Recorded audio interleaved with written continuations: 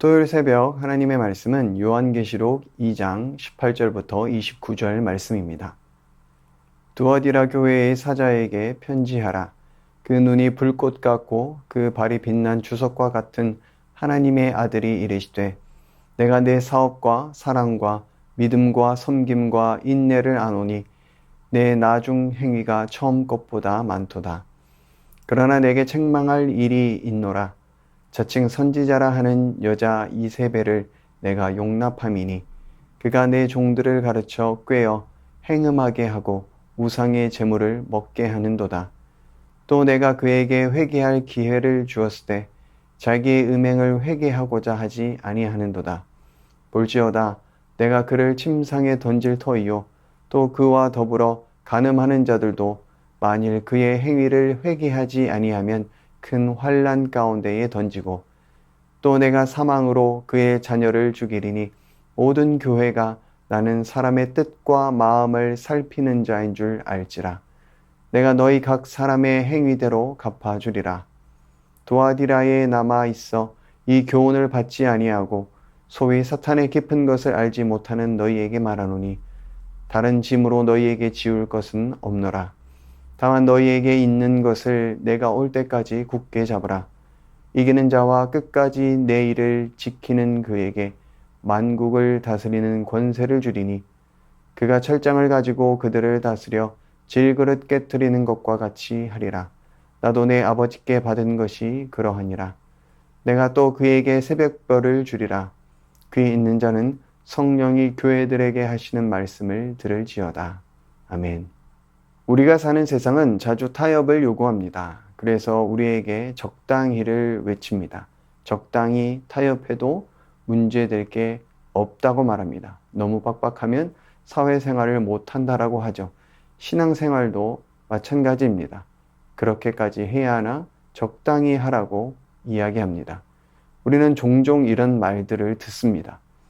두아디라 교회 성도들은 더 절박한 상황에 있었습니다. 이 도시는 직업 길드가 발달한 곳이었습니다. 길드에 속하지 않으면 일자리를 구할 수 없었습니다.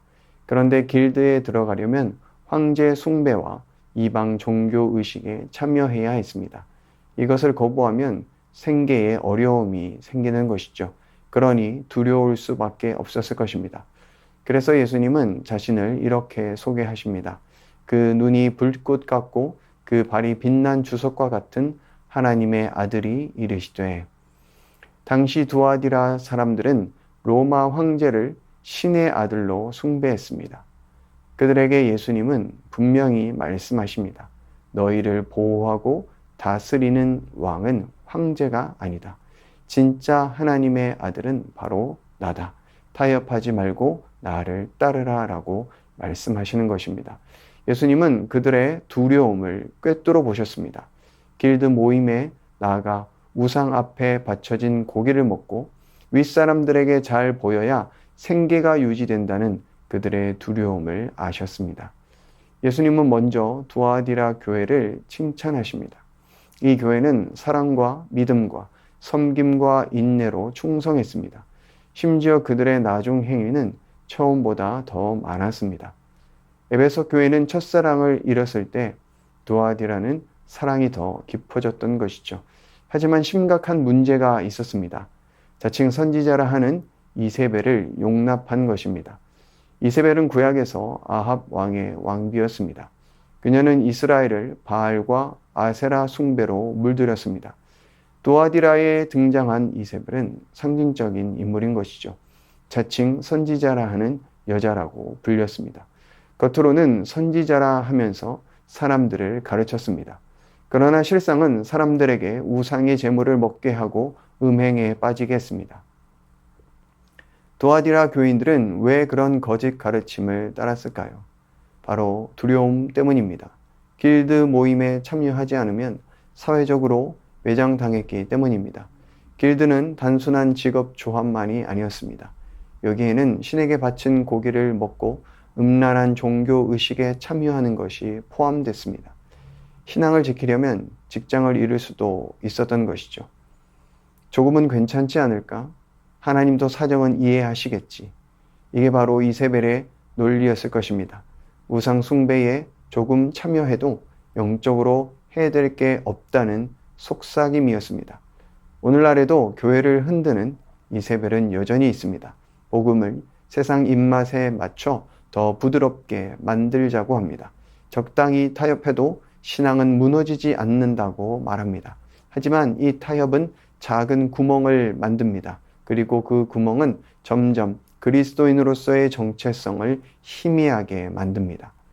오늘 우리는 정직하게 물어야 합니다. 나는 어디서 타협하고 있는가?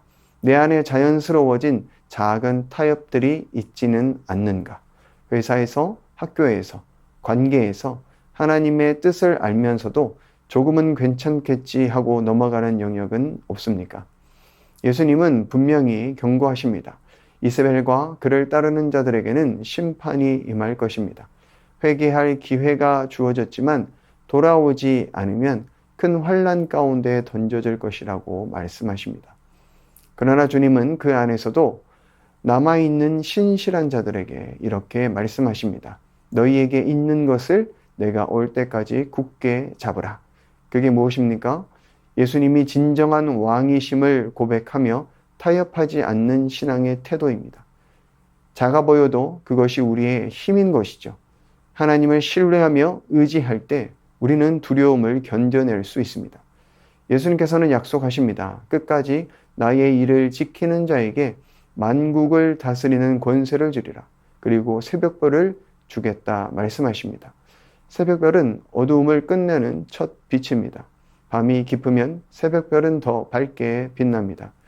주님은 말씀하십니다. 너희가 세상 속에서 얼마나 외로운 싸움을 하는지 안다.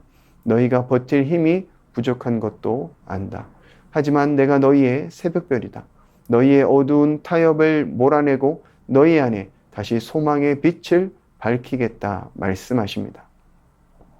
하지만 세상은 오늘도 우리에게 속삭입니다. 적당히 해. 너무 빡빡하면 못 살아. 하지만 진짜 왕은 세상이 아닙니다. 우리가 섬기는 왕은 타협 없이 십자가에서 승리하신 하나님의 아들이신 예수 그리스도이십니다. 그분의 승리로 우리 또한 승리케 하십니다. 오늘 이 말씀 앞에서 내 안의 타협의 영역을 주님께 내어드리기를 원합니다. 내 안의 작은 타협까지도 불꽃 같은 눈으로 살피시는 주님 앞에 엎드리기를 원합니다. 삶의 두려움이 나를 찾아올 때 주님께 기도하기를 원합니다.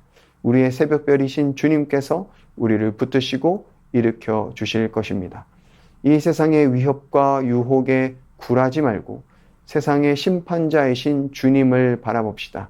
주님은 반드시 약속을 지키시는 분이십니다. 끝까지 주님 편에 서는 자에게 만국을 다스리는 권세와 새벽별, 곧 예수님 자신을 주시겠다고 약속하셨습니다. 오늘도 우리의 새벽별 되신 주님께서 타협의 어두움을 깨뜨리고 끝까지 승리할 힘과 소망을 주시기를 주님의 이름으로 축원합니다. 이 시간 말씀 의지하여 함께 기도하겠습니다. 오늘도 온 우주 만물을 다스리시는 주님 감사합니다. 내 안에 자연스러워진 작은 타협들을 보게 하여 주옵소서. 세상이 요구하는 적당함이 아니라 끝까지 믿음으로 살아가게 하옵소서.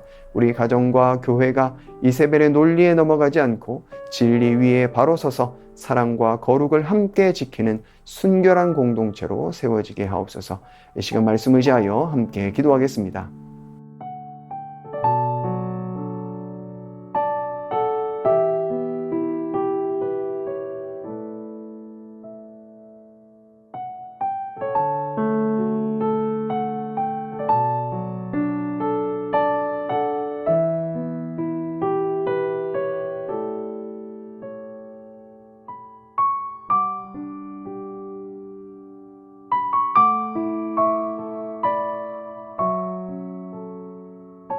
계속해서 나라와 민족과 열방을 위해서 기도하겠습니다. 위정자들이 하나님을 경외하게 하시고 아이들이 안전을 걱정하지 않아도 되는 나라가 되게 하옵소서.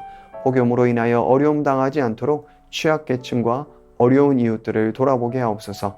이상기후로 인한 폭염과 홍수로 고통하는 열방을 긍휼히 여겨주시고 창조 세계를 아름답게 지켜나가는 열방 되게 하여 주옵소서. 계속해서 나라와 민족과 열방을 위해서 함께 기도하겠습니다.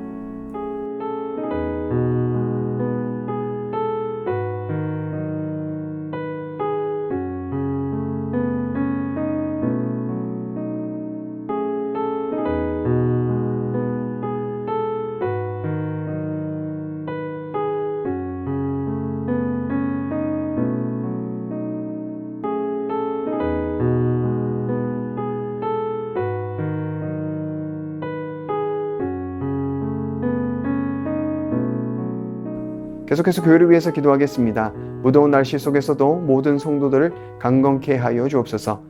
합력하여 선을 이루시는 하나님, 나의 부르짖음을 들으시는 하나님을 더욱 신뢰하는 스승의 모든 성도들 되게 하옵소서. 담임 목사님 날마다 성령 충만케 하시고 다음 세대 여름 사역을 준비하는 모든 심령들 위해 주님의 마음을 부어주옵소서. 계속해서 교회를 위해서 함께 기도하겠습니다.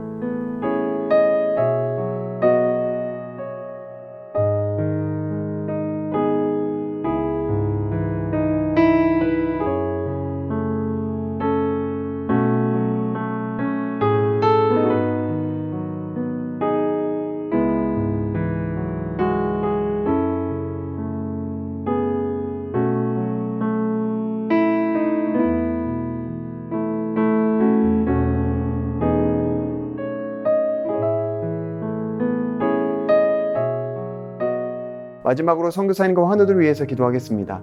K국 연미족 정부흥 선교사님, 이번 달에 만난 우리잣 가정과 나즘, 은케르, 아이케르캠이 예수님의 십자가의 사랑을 알고 믿게 하소서.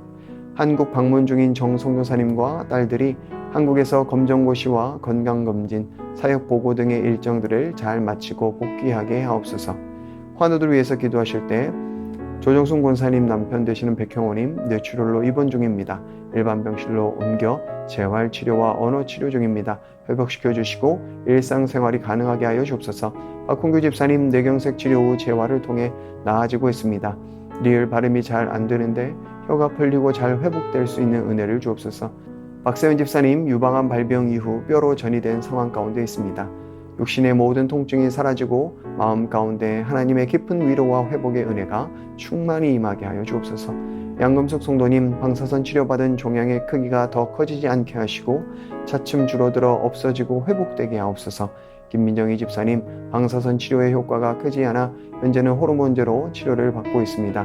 검사 수치가 더 이상 악화되지 않고 안정되며 하나님의 은혜로 점차 회복되게 하옵소서. 권은송 권사님 폐에 있는 종양이 커져 항암 치료제를 변경하였습니다.